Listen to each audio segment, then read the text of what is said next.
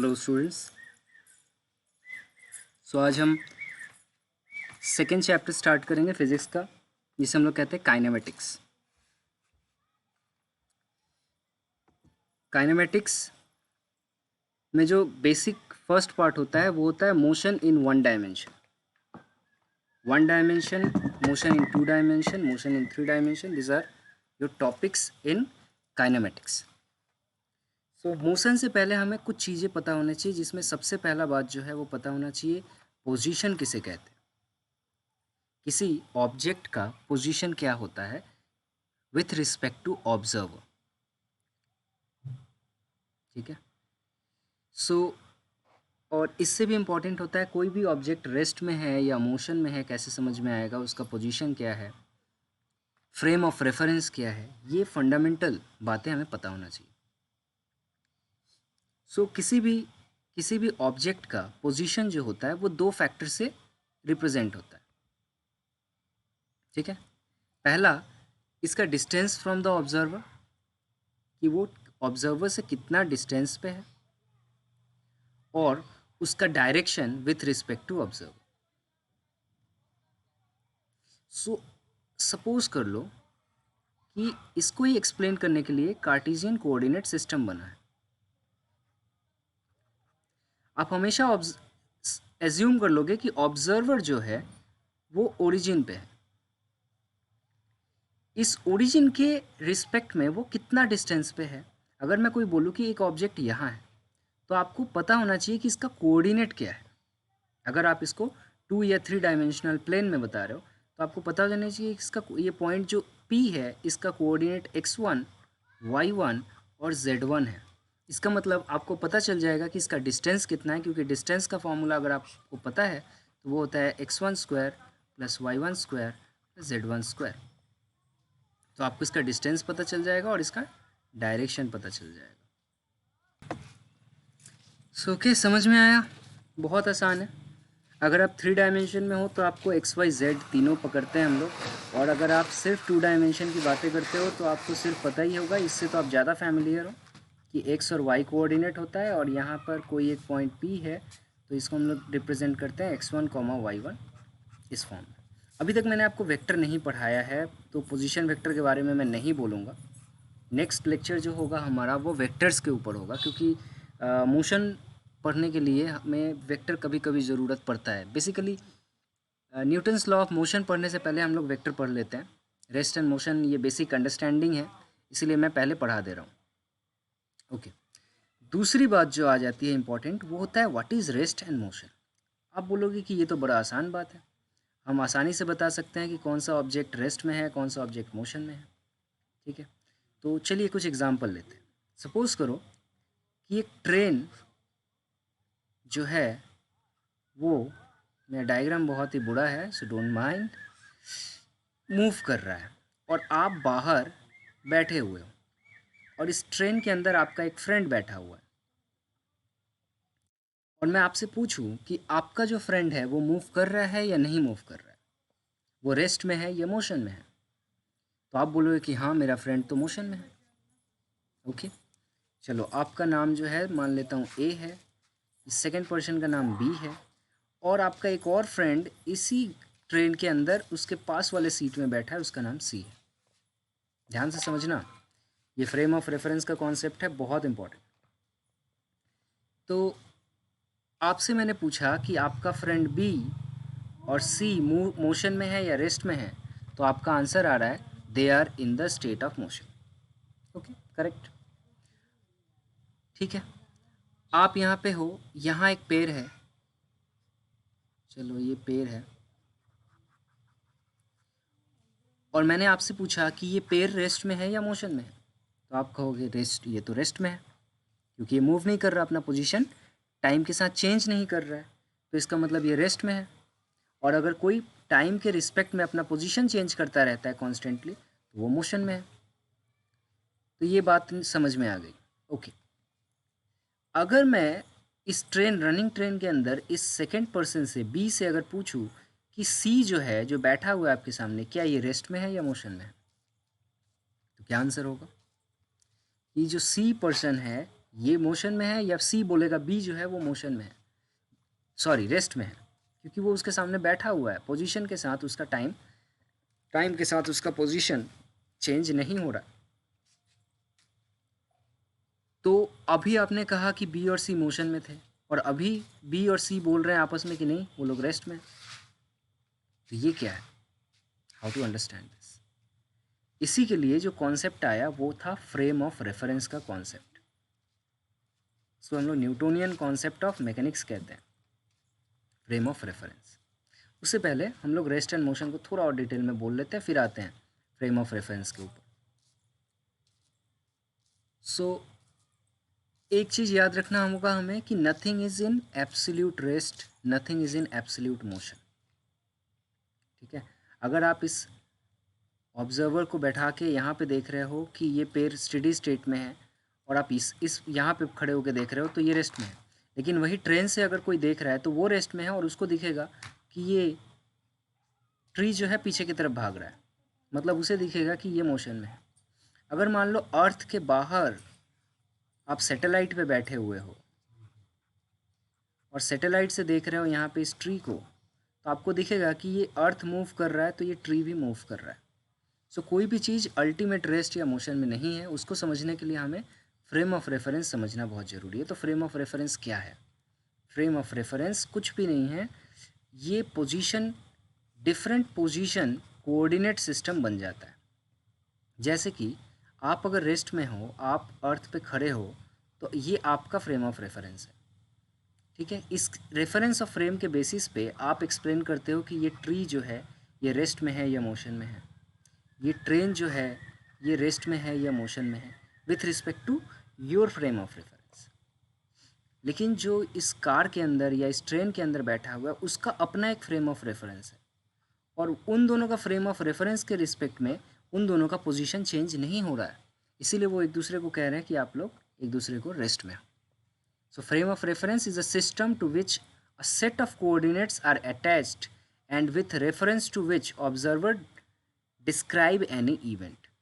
ठीक है, तो समझ में आया जो मैंने यहाँ पे लिखा है उसी को मैंने समझाया कि फ्रेम ऑफ रेफरेंस एक कोऑर्डिनेट सिस्टम है जिसके रिस्पेक्ट में वो ऑब्जर्वर जो है वो एक्सप्लेन करता है कि बाकी ऑब्जेक्ट जो है वो रेस्ट में है या मोशन में है। तो रेस्ट या मोशन जब भी हम कहते हैं तो with certain frame of reference के रिस्पेक्ट में कहा जाता है। जैसे मेरे फ्रेम ऑफ रेफरेंस के रिस्पेक्ट में अगर मैं बैठा हुआ हूँ तो मैं एक्सप्लेन करूँगा कि हाँ मेरे फ्रेम ऑफ रेफरेंस से कार चल रहा है, उसका स्पीड क्या है, उसका मोशन क्या है, उसका वेलोसिटी क्या है।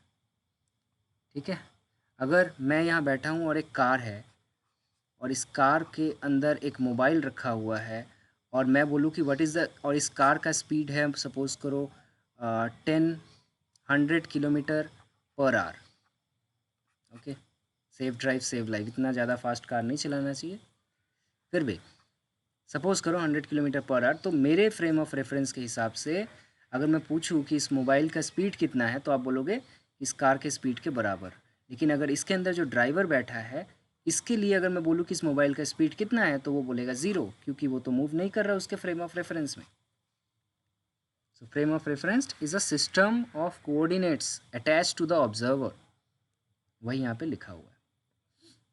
अगर क्लियर है कि नहीं, इससे हम लोग बहुत सारा न्यूमेरिकल करेंगे फ्रेम ऑफ रेफरेंस से, स्पेशली आईआईटी के एग्जामिनेशन में आता है फ्रेम ऑफ रेफरेंस से न्यूमेरिकल। ओके, सो ये हो गया हमारा rest, motion, frame of reference and position. Next जो होता है वो है type of motion. So motion जो होता है 1 डायमेंशन हो सकता है, 2 डायमेंशन हो सकता है, 3 डायमेंशन हो सकता है। ऑब्वियसली जब हम सिर्फ एक डायमेंशन की बातें करते हैं कि अगर ये कार है, ये पॉइंट ए से पॉइंट बी पे मूव कर गया, दोनों के बीच का डिस्टेंस 100 मीटर था, टाइम लगा सपोज़ 5 सेकेंड, तो हम जिस मोशन के बारे में बात करते हैं वो 1 डायमेंशनल मोशन हो जाता है, क्योंकि हम एक प्लेन पे बात नहीं कर रहे हैं, हम एक लाइन के ऊपर बात कर रहे हैं। एक ए पॉइंट टू बी पॉइंट चला गया, उसका डिस्टेंस इतना ट्रैवल किया वगैरह वगैरह। ठीक है, तो ये 1 डायमेंशनल मोशन हो गया। इसका जो सबसे अच्छा एग्जांपल है वो मोशन ऑफ अ कार अभी मैंने बताया, या फ्री फॉलिंग बॉडी। आप अगर ऊपर से कहीं ऑब्जेक्ट गिर रहा है नीचे की तरफ, तो ये फ्री फॉलिंग बॉडी क्या होता है, 1 डायमेंशनल मोशन में आ गया।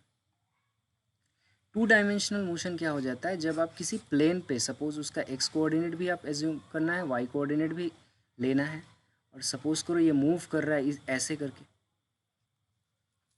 तो इस तरह के मोशन को हम लोग चले आते हैं टू डायमेंशनल मोशन। जैसे कि आप सपोज करो एक कार जो है वो सर्कुलर मोशन में टर्न कर रहा है, या फिर प्रोजेक्टाइल मोशन, आप एक स्टोन को आपने थ्रो किया with an angle of suppose 30 degree और 40 डिग्री और 45 डिग्री, और वो मोशन में ऐसे मूव करते करते करते फिर नीचे गिर रहा है, तो ये टू डायमेंशनल मोशन आ गया। And three dimensional motion generally study हमारा नहीं है, ये क्लास 11 का पार्ट नहीं है, इसमें हम लोग डिटेल में स्टडी नहीं करेंगे। तो अगर आप टू डायमेंशनल सीख जाते हो तो थ्री डायमेंशनल कोई बड़ी बात नहीं होती।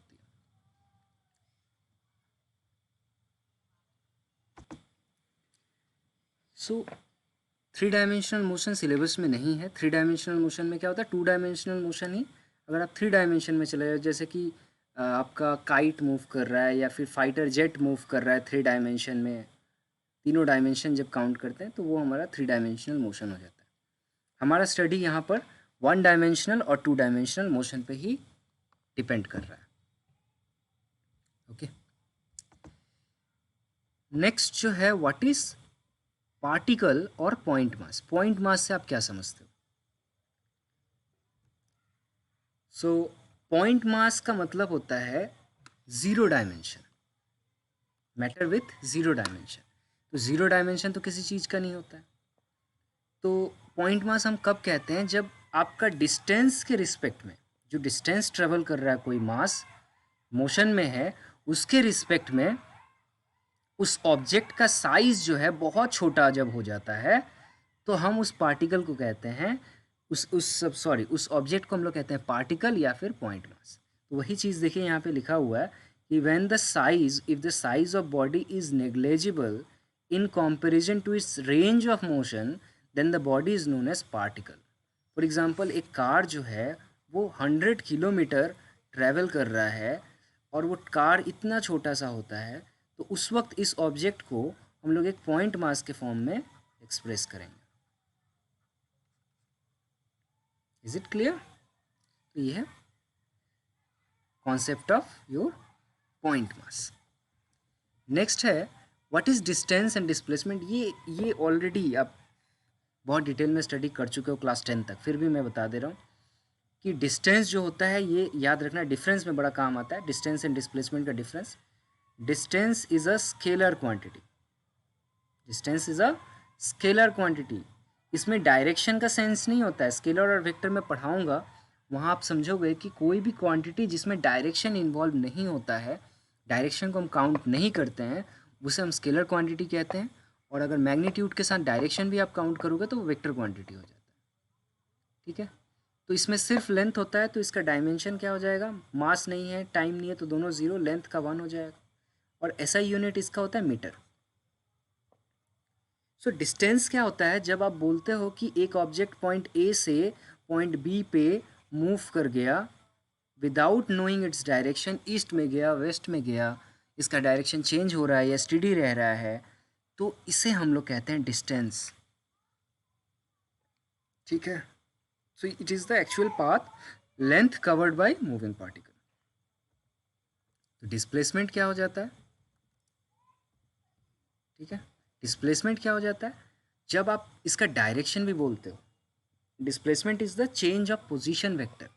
जब इसका आप डायरेक्शन के साथ बात करते हो तो ये हो जाता है कोऑर्डिनेट सिस्टम में। अगर आप ऐसे बात करते हो कि ये पॉइंट ए का कोऑर्डिनेट था, यहाँ से ये पॉइंट बी का कोऑर्डिनेट में गया विथ गिवन डायरेक्शन, इसका direction from A to B है, देन ये जो लेंथ कवर करेगा यहाँ पे, इस लेंथ को हम लोग बोलेंगे डिस्प्लेसमेंट। और एज यहाँ मैग्नीट्यूड और डायरेक्शन दोनों है, तो ये एक वेक्टर क्वांटिटी बन जाएगा। डायमेंशन में कोई चेंज नहीं होता, यूनिट में कोई चेंज नहीं होता, बस चेंज होता है आपका सेंस ऑफ डायरेक्शन में।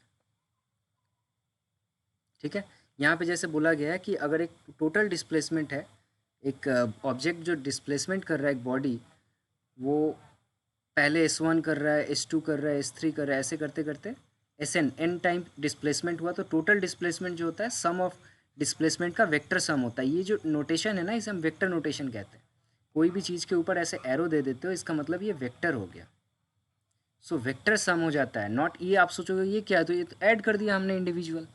ये इंडिविजुअल एडिशन नहीं है, ये वेक्टर एडिशन है। जब भी आप वेक्टर एडिशन करोगे वो बात अलग हो जाती है।